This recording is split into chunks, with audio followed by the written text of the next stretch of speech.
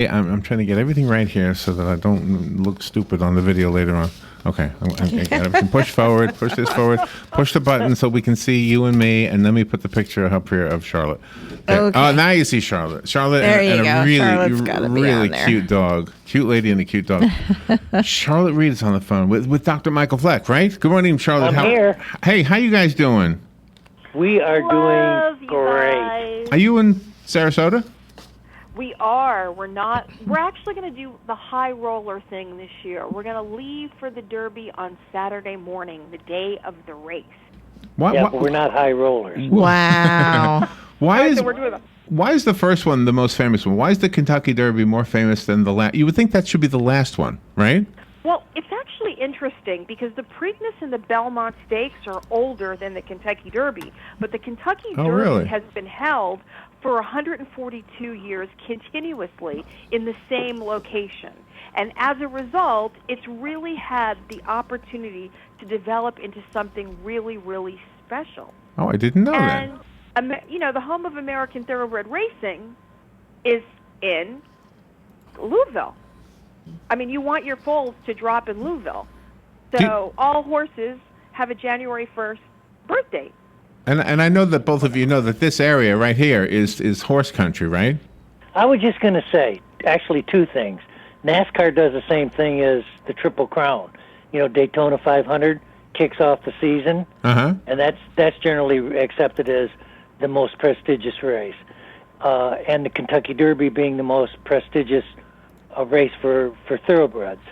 But yeah, I mean, it doesn't make much sense that way, does it?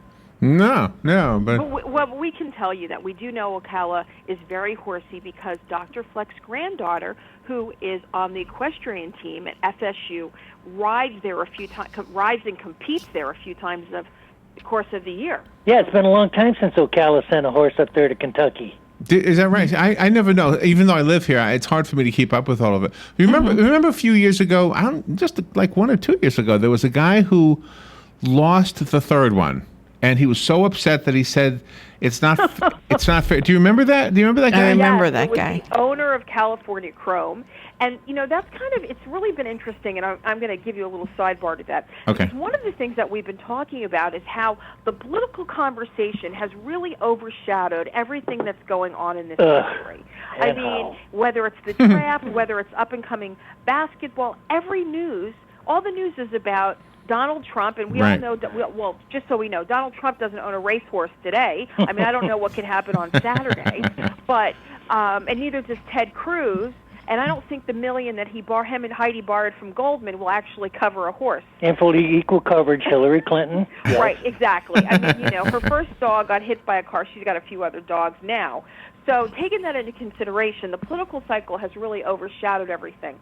I mean, even so, Louisville is so exciting because 2 weeks before Derby, they have the KY Derby Festival, and people come from all over to go to the museums and take part in bed racing and steamboat racing and all these crazy activities, including even watching Kroger Supermarket people lace up the rose garland. So there's tons and tons of things going on. I never heard it called the KY Derby Festival before. Yeah. Kentucky Derby Festival. I know, but I never heard it abbreviated like that before. Yeah, like KY. Well, Charlotte likes to be unique. I'm talking, you know what it is? I'm always on Twitter. I'm always on Facebook. I'm like right now the queen of I see. So you have to abbreviate. Well, KY Jelly is happy now for that plug that you've given KY him. jelly. Okay. That Kentucky jelly, the Kentucky jelly, yes. I got that too. I'm not going to touch that with a 10-foot pole. No, of course not. Not a 10-foot one, anyway. I'm wondering, what's your favorite brand? I'm not even going to get into that. Well, I have a question then. Since you said the Preakness and the Belmont was older than the Kentucky Derby, when did the Triple Crown itself come into being then? Well, what's actually interesting is that these three races are considered the Triple Crown. So they're the most prestigious races, and they've changed. I mean, for example, believe it or not, at one point the Belmont Stakes used to be in the Bronx. Okay? Right. I mean, think about it. The Belmont Stakes, the last jewel of the Triple Crown in the race, Belmont Stakes is about 148 years of age. So really, a bunch of rich people who got together decided that this was going to be it. So it's interesting because, like you said, the Kentucky Derby is the most prestigious, and we know that because people get dressed up, people, it's televised, people come from all over the world. Yeah, they got their own traditions, yeah. Exactly. I mean, every race has their own traditions, but really, Churchill Downs does it better than anybody else. You have the mint julep, that's the mainstay. You have the a drink. Beautiful, right. Mm-hmm. Wow. And you have the beautiful Twin Spires, which is just, iconic to Churchill Downs. I mean, Pimlico Racetrack, it went bankrupt in the 70s and the 80s. There's all sorts of, it's the neighborhood. Churchill Downs is just this beautiful, as Dr. Fleck likes to say, it's literally majestic. It's totally majestic, but also it's the continuation.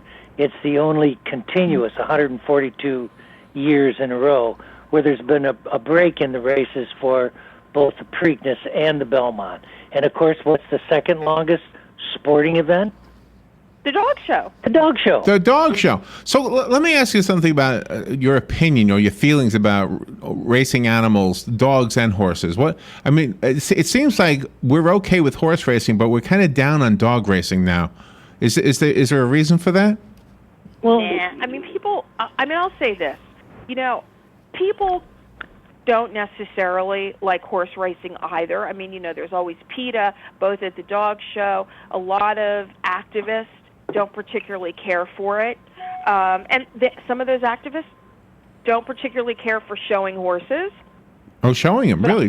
But don't the horses like it? I was always told that showing the dogs. Oh, the dogs. Showing the dogs. And from my perspective, and Dr. Fleck can tell you his, I look at these two sporting events, the two oldest sporting events in our country, have to do with dogs and horses. Pets, kind of. Well, and I think about it, I don't think so much about it in terms of pets, but I think about it in terms of 142 years ago, what did we need to survive? We needed dogs and horses. Yeah. And we needed horses to work the land and to transport our goods to marketplace. And also dogs helped us hunt, dogs helped us manage our sheep. And in some ways, when we think about these events, they're part of our American cultural heritage. And you think about, even like an aspect of, for example, the Kentucky Derby, when it first got started, the first jockey that won the Kentucky Derby was an African American. The first few jockeys were African American. And you want to know why that was? They were born into slavery. Oh, really? Horses.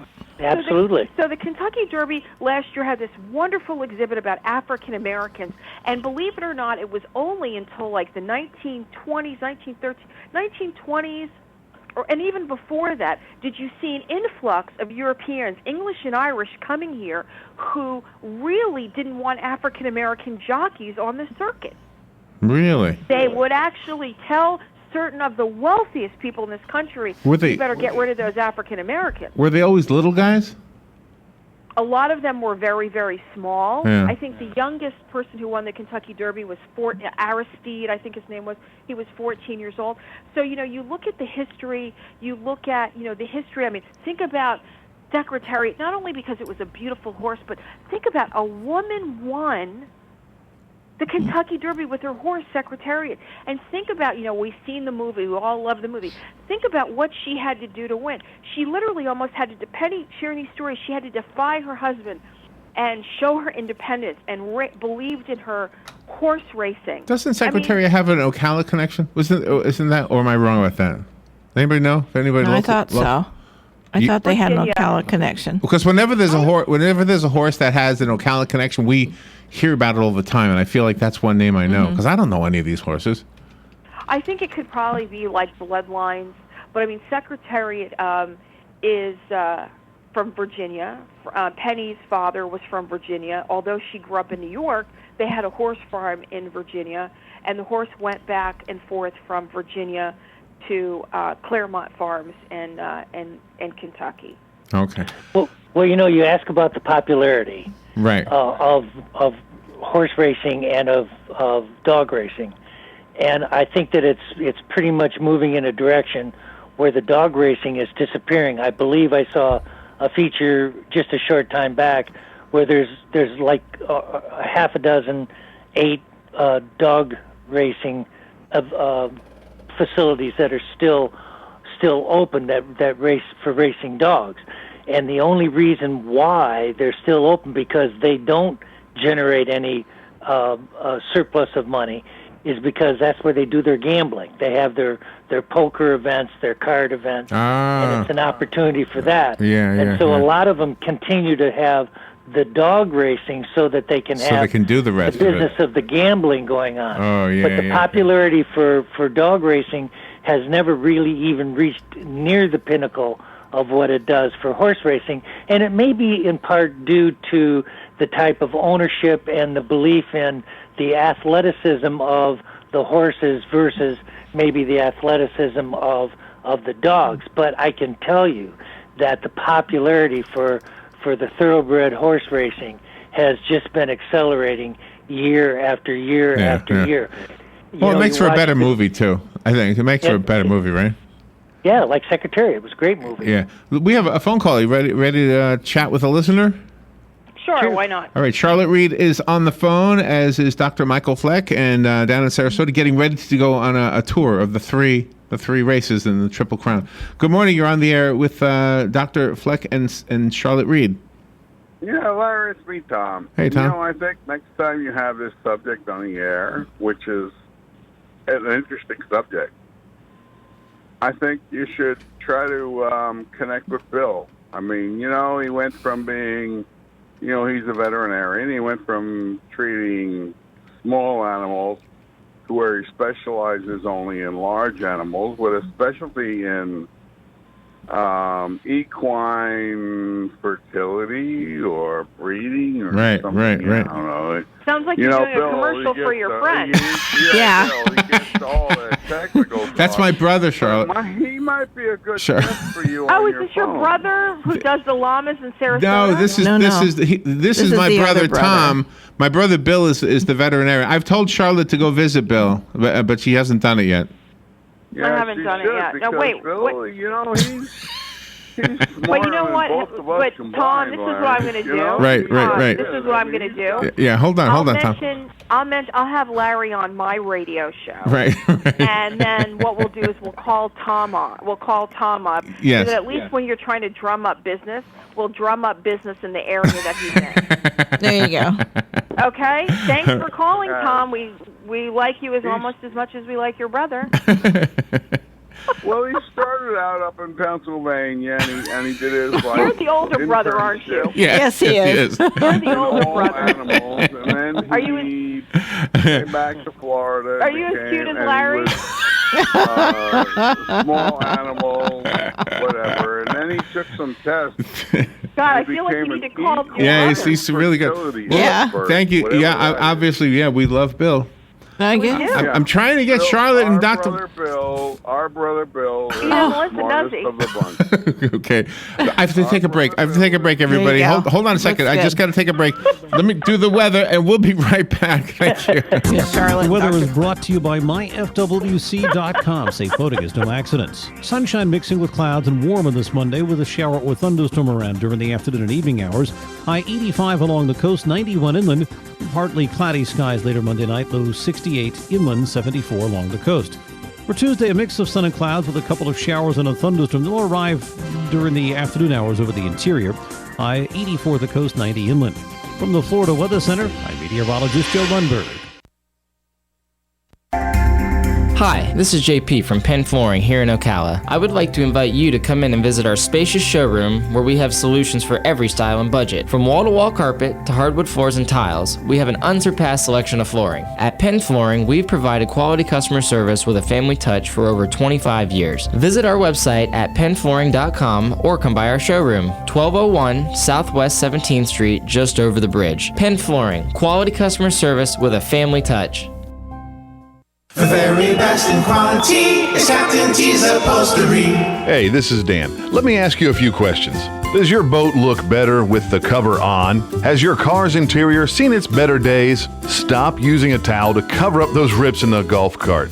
Isn't it about time you had it restored to better than new with a custom upholstery from Captain T? Captain T's upholstery has been right here in Ocala for nearly 20 years, so they know how to make your ride one of a kind. Whether you want to take that classic ride back to a factory look or put your favorite sports team front and center, Captain T's upholstery is who to call. 352-369-1810. That's 352-369-1810. Or stop by their location, 5030 South Pine Avenue in Ocala, just past the drive-in. And of course, don't forget to visit them on the web, CaptainTUpholstery.com. The very best in quality is Captain T's Upholstery. Yeah, I'm that drip coming down from the corner of the room. But where did I come from? I'll never tell. Bone Dry Roofing can and will fix it right the first time using quality materials and will deal honestly and fairly with you, period. You can find Bone Dry Roofing on their website, bonedryroofingllc.com, and Facebook at Bone Dry Roofing LLC. Do it right before your roof needs a tarp to keep the elements out. Bone Dry Roofing stands behind their work to help make your home safe and secure. Plus, they have financing available. Remember, if you're not bone dry, then you're all wet. All right, 9 minutes before 10 o'clock. I don't know what happened with the phones. We lost everybody, and now Dr. Fleck and Charlotte Reed are both back on the phone. And Dr. Fleck, I want to tell you something. I think this is the first time I'm putting your picture on the video feed. I hope that's you. I Googled Dr. Michael Fleck, and I got a guy who looks almost like Alan Alda. Do you look like Alan Alda? Can you hear me? Yeah, kind of can hear you. Can you hear me? Yeah, I can hear you. Oh, no. I don't know. You'll have to ask Dr. Fleck if he looks like Alan. Oh, gee, what is that? What happened there? Oh, are you guys there? Oh, do you hear that? Do you hear that crazy sound? Oh, man, what is up with the phones? It's a crazy sound now. Robin's going to call you back. Robin's going to call you back. It's a crazy sound on the phone. Are you there? What's going on with the phones? I don't know. All right, Robin's going to call them back. Yay. Charlotte Reed has been on the show many times. And Dr. Fleck has also been on the show many times. Charlotte, by the way, I didn't really give you her accolades while Robin gets them back on. Charlotte is a pet expert. She's a contributor to CNN. She wrote the book Miss Fido Manners, the complete book of dog etiquette. And, of course, Dr. Fleck is a veterinarian down in, I think, in the Sarasota areas where he practices. Do we have them back on? I don't know. All right, I'll just let it ring. I don't know. Hi, are you there? Yeah, I don't know what happened. Yeah, here. I don't know what happened either. Could you... Animal medical hang up? Ashley, thanks. Okay. Oh, I heard a dog. That was a good sound effect for a dog conversation. All right. All right. Let's get back on track. So you know the Triple Crown is a huge event here in Ocala. The sports bars love it because people will show up at their bar and drink and order mint juleps and then watch the race. And eat. And eat. And eat. Yeah. Yeah, it's big bucks. I mean, Party City and Fanatics. But up in Jacksonville. Do the animals like participating in the races and in the shows? Yes. Horses love to run. They just when they talk about that all the time. The trainers talk about it. They do. They love to compete. They're just like us. We like to compete. Yeah. If I was an animal, I'd rather be a dog or a horse because in the show. For like pigs, you end up on the table after the show. Well, in Canada, sometimes they end up on the table too. Well, it's actually I'm glad that you brought up that point because, the racing community has been very concerned with that, and I believe that after Barbaro won, he met with a horrible fate. He was sold to someone in Japan and had a miserable life after.